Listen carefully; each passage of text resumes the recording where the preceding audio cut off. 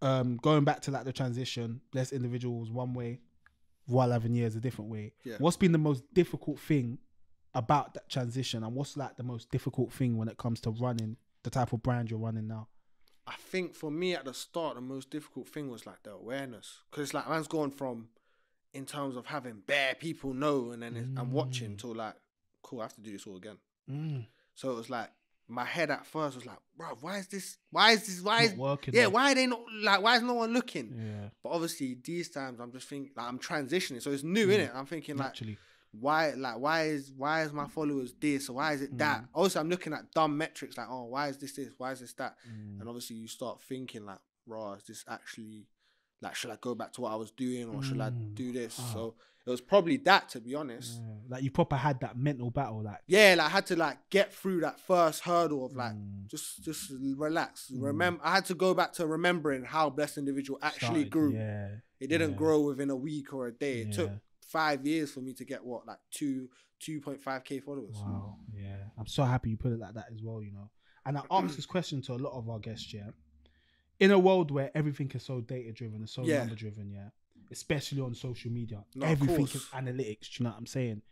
How you kind of alluded to it already, but I kind of want you to elaborate on it. Yeah. How do you like keep your mind away from that? Because obviously you said that there were times where you felt like, oh, have I made the right decision, or why are people not coming, or do you know what I'm saying? Why am I not getting the numbers I feel like this sort of content deserves? How do you combat that sort of thought process? You know what? I actually stopped looking at it, I'll be honest. In terms of like, I don't look at that stuff anymore, because when you start, you know what? I've been reading like quite a bit of books now, and obviously there's one book I'm reading, I think it's called like The Company of One. The Company of One? I think that's what it's called. But basically it's saying like, you should always focus on what you actually have at that time. Because say for example, right, cool, I've got a group of people now who buy from Voir L'avenir. If I'm not focusing on them and giving them a good experience, they're not going to want to go tell other people or want to buy from the brand again, because I'm focusing on getting like, newer people.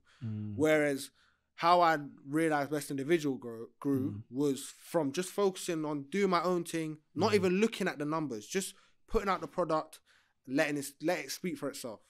Let it speak for itself. Then people start, oh yeah, I got this cold hoodie from here. Then that person gets it. So just generating that word of mouth.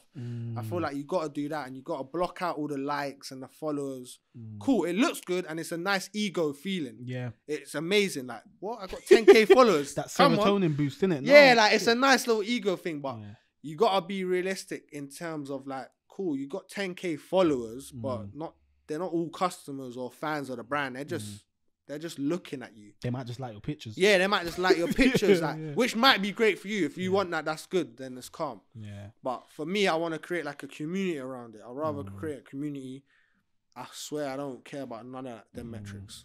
And what goes into creating a community? Because that's the word community is something we hear a lot. Yeah, it's getting thrown around a lot. Do you know what I mean? Yeah. Especially when you associate it with social media, building a brand, building a community. Do you know what I'm saying? Like, what actually goes into that? I just think being authentic, like just showing people what goes on. Like, that's why I do the behind the scene. Like, I'm not perfect at photo shoots. You know, I'll be honest. That's probably my weakest point, like the photo shoot element. So I'll show people what goes on behind photo shoots. Like it's banter there. Like it's not all serious. Obviously, everyone works as we're meant to, but it's all man-them, so we're all just having fun. So it just makes sense. But that every brand owner or person has a weakness. Like I might see another brand owner and think, like, "Raw, they're doing amazing," but they might have gone through what I'm going through, and I might be better than them. And it just you got to focus on yourself at these times, man.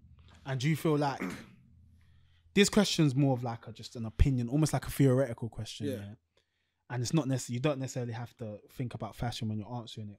But do you really feel like authenticity is valued now? I feel like... You get why I asked that as well, though? Yeah, I get what you mean. In certain elements, it's not, because you do see a lot of fugazi stuff. But I feel like in terms of like just seeing through what goes on and like the process in that term, then yeah, definitely. Like I would want to see like how a Canada Goose is made. If they ever made like a video of the making of Canada Goose or something like that, or like the making of Valentino train or something like that, you'd want to see that if you enjoy the brand. Like all the Amiri videos where he's doing like the behind the scenes stuff, I watch all that stuff because I like that brand. So I feel like in that sense, it's definitely it's definitely valued. Thank you for watching another episode of Where's My Podcast. If you ever want to take in future episodes on the go, you can find us on Spotify and Apple Podcasts. Whilst you're there, please leave us a 5-star review. It would really help. And also, don't forget to follow us on our Instagram, WMTV_LDN, to keep up to date with the latest goings on in UK fashion. Keep it locked.